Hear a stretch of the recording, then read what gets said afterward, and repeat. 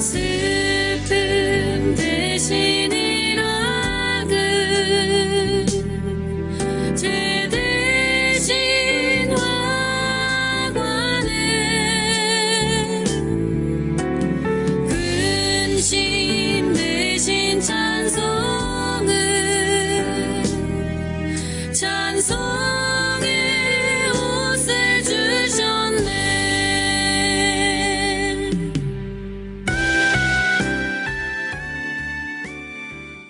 예, 여러분 반갑습니다. 10월 23일 수요일 아침에 여러분과 함께 이사야 61장으로 함께 은혜 나누기 원합니다. 오늘 함께 봉독할 말씀 61장 1절부터 6절까지 말씀입니다. 함께 하겠습니다. 주 여호와의 영이 내게 내리셨으니 이는 여호와께서 내게 기름을 부어서 가난한 자에게 아름다운 소식을 전하게 하려 하심이라. 나를 보내사 마음이 상한 자를 고치며 포로된 자에게 자유를, 갇힌 자에게 노임을 선포하며 여호와의 은혜의 해와 우리 하나님의 보복의 날을 선포하여 모든 슬픈 자를 위로하되 무릇 시온에서 슬퍼하는 자에게 화관을 주어 그 죄를 대신하며 기쁨의 기름으로 그 슬픔을 대신하며 찬송의 옷으로 그 근심을 대신하시고 그들이 의의 나무 곧 여호와께서 심으신 그 영광을 나타낼 자라 일컬음을 받게 하려 하심이라. 그들은 오래 황폐하였던 곳을 다시 쌓을 것이며 옛부터 무너진 곳을 다시 일으킬 것이며 황폐한 성읍 곧 대대로 무너져 있던 것들을 중수할 것이며 외인은 서서 너희 양떼를 칠 것이요 이방 사람은 너희 농부와 포도원 지기가 될 것이나 오직 너희는 여호와의 제사장이라 일컬음을 받을 것이라. 사람들이 너희를 우리 하나님의 봉사자라 할 것이며 너희가 이방 나라들의 재물을 먹으며 그들의 영광을 얻어 자랑할 것이니라. 아멘. 오늘 말씀 중심 구절은 2절입니다. 여호와의 은혜의 해와 우리 하나님의 보복의 날을 선포하며 모든 슬픈 자를 위로하되. 그렇게 해서 오늘 제목을 정해보면요.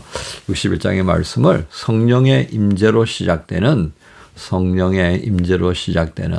메시아적 삶의 모습이라고 하겠습니다. 오늘 말씀은요.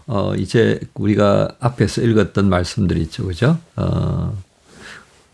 하나님의 심판, 그 다음에 회개하고 그 다음에 구원되어지는 그 과정들을 우리가 볼 수 있었는데요. 그러면서 이제 60장의 구체적인 구원의 어떤 그런 결과물들, 그리고 또 구원받은 자가 그 삶을 펼쳐가는 데 있어서 굉장히 중요한 모습을 우리에게 보였습니다. 오늘 61장 시작에 주 여호와의 영이 내게 내리셨으니라고 시작되어지는 이 구절은요. 메시아적인 그런 삶의 그 역사가 일어나는 것. 그러니까 어떤 사람에게 하나님의 영이 임하여지면서 그가 메시아적인 삶을 살아가게 되는 것을 우리에게 이제 아주 뭐라고 그래야 되나요? 영화가 쫙 하고 시작될 때 그냥 어떤 그 웅장한 음악이 확 나오지 않습니까? 그죠? 그런 장면을 여러분 생각하시면 될 것 같아요. 그렇게 시작되어지는 이 엄청난 삶. 하나님의 영이 내게 임했단 말이죠. 하나님의 영이. 그 하나님의 영이 임한 사람이 이제 어떤 일을 하게 되는가가 쭉 이렇게 나열이 됩니다. 그걸 제가요. 3절까지 이렇게 정리를 해보니까요. 와, 9가지가 됩니다. 9가지.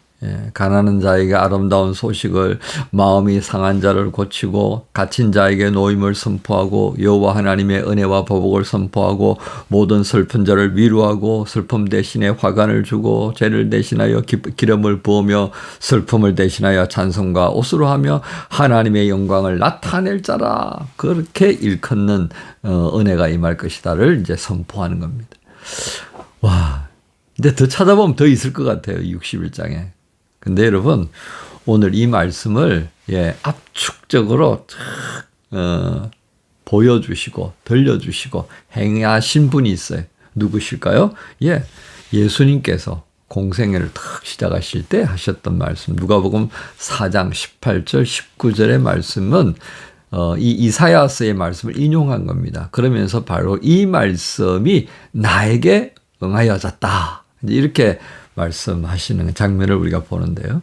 그렇습니다. 예수님께서 오늘 이 이사야의 말씀이 나에게 임하여졌다. 그 하나님의 영이 임하여진 예수님이 어떻게 사역하셨습니까? 그죠? 복음서를 통하여서 바로 이 말씀을 어떻게 이루어 가시는가를 쭉 보여주시는 것이 복음서의 전체적인 내용입니다.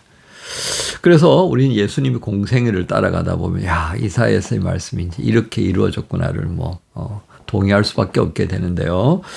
예수께서 이렇게 우리 가운데서 행하셨다는 것이 중요합니다. 예. 그리고 오늘 말씀의 핵심은요.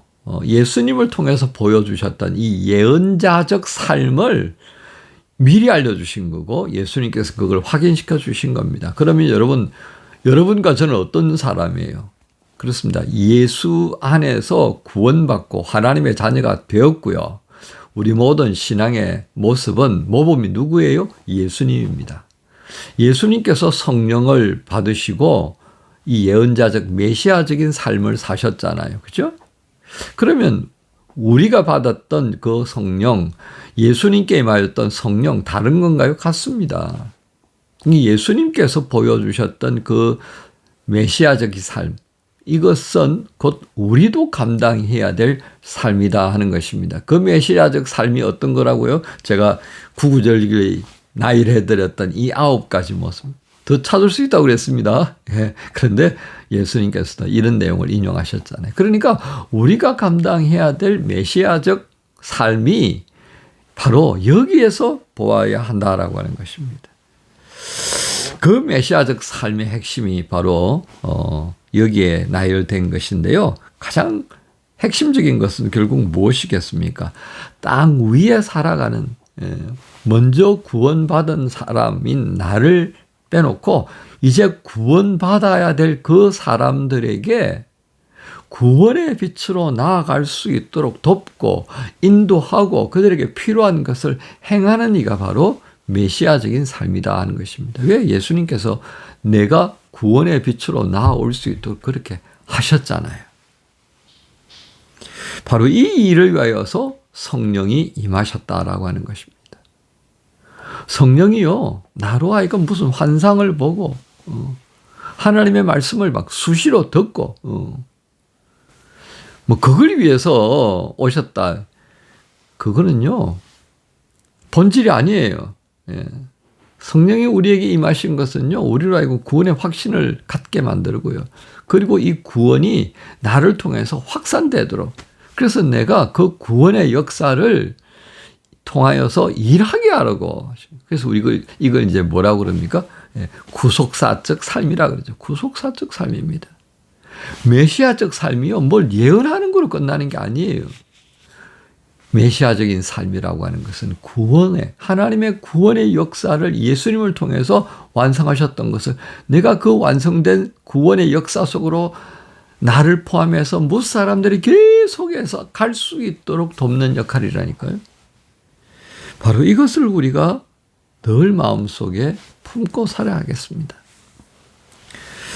그래서 우리가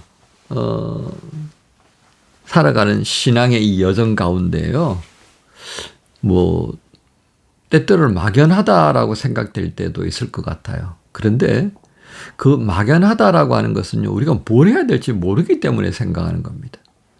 그런데 오늘 다시금 우리가 예수님을 더 알아야 하는 이유가 여기에 있다 하겠습니다.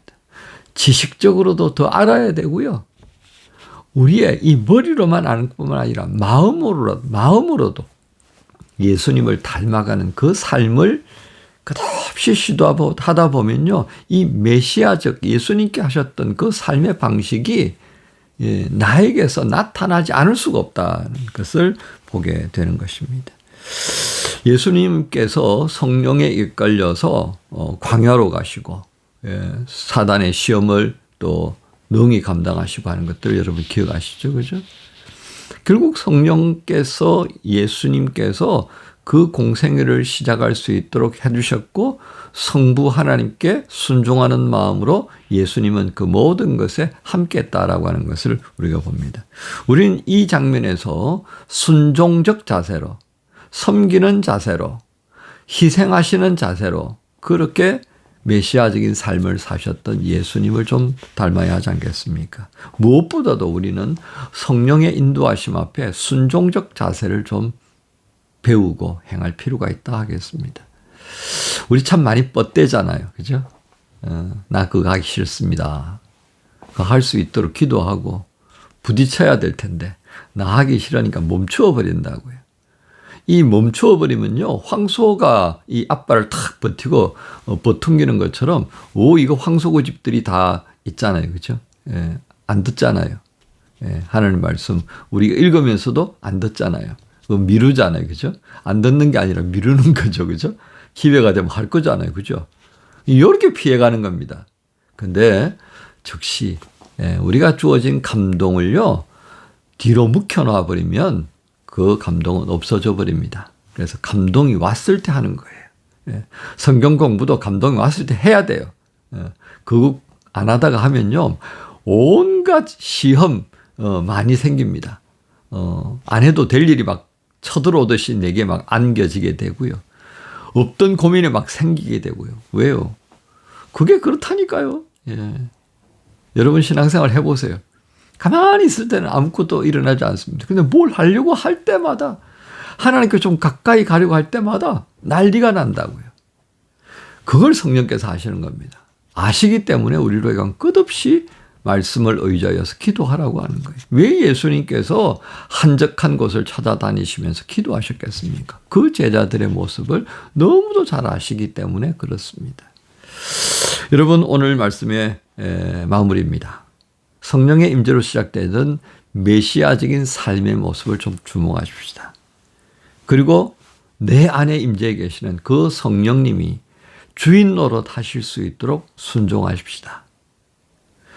그 성령의 인도하심 안에서 한 걸음 한 걸음 앞으로 나아갈 때에 비로소 우리는 예수께서 걸으셨던 그 길을 걷고 있음을 알게 될 것입니다. 그리고 계속해서 그 길을 갈 수 있도록 그 길을 걷다 보면 뭐 돌뿌리에 채서 넘어질 때도 있고요. 함정에 빠져서 그냥 갇혀질 때도 있다고요. 그죠? 하지만 성령께서 우리에게 더욱 힘을 주십니다. 여러분, 우리가 예수 안에서 구원받고 살아가는 참된 삶은 바로 이런 것이다 하는 겁니다. 이스라엘 백성들이 구원받고 성령이 임하면서 메시아적인 삶의 자리로 돌아가는 것, 그 마지막은 결국은 제사장적 삶이라고 하는 것을 우리에게 보여줍니다. 그래서 6절을 볼까요? 오직 너희는 여호와의 제사장이라 일컬음을 받을 것이라. 이 모든 것들을 행하면서 하나님께서 기도하셨던 이 만국 민족과 백성들이 하나님께 예배할 수 있도록 돕는 자의 자리에 서는 그 제사장적인 모습들이 오늘 우리의 궁극적인 삶의 자리다라고 하는 것을 또 한번 인식하시면서요. 오늘 이 수요일 또 한번 말씀을 마음에 품고 기도하시면서 시작하십시다. 여러분을 통해서 주님이 많이 기뻐하실 것이라고 믿습니다. 여러분 모두를 축복합니다. 예수 그리스도의 이름으로요. 함께 기도합니다. 주님 감사합니다. 오늘도 우리에게 성령이 임하신 이유를 또 한번 알게 하셨습니다. 성령의 이끌리심을 따라 광야로도 가시고 뭇 인생들을 만나셨고 그들에게 은혜를 베푸셨던 예수님을 통해 오늘 우리가 어떻게 메시아적인 삶을 살아야 하는지도 보게 됩니다. 하나님 원합니다. 성령님 안에서 오늘 이 이사야스의 말씀을 온전히 이루신 예수님을 더욱 닮아가고 예수님의 그 가셨던 길을 저희도 함께 걸어갈 수 있도록 도와주셔서 우리를 향해 기대하시는 메시아적인 삶의 모습, 참된 제사장 나라로서의 그 삶을 가게 하여 주옵소서. 감사합니다. 예수님의 이름으로 기도합니다. 아멘.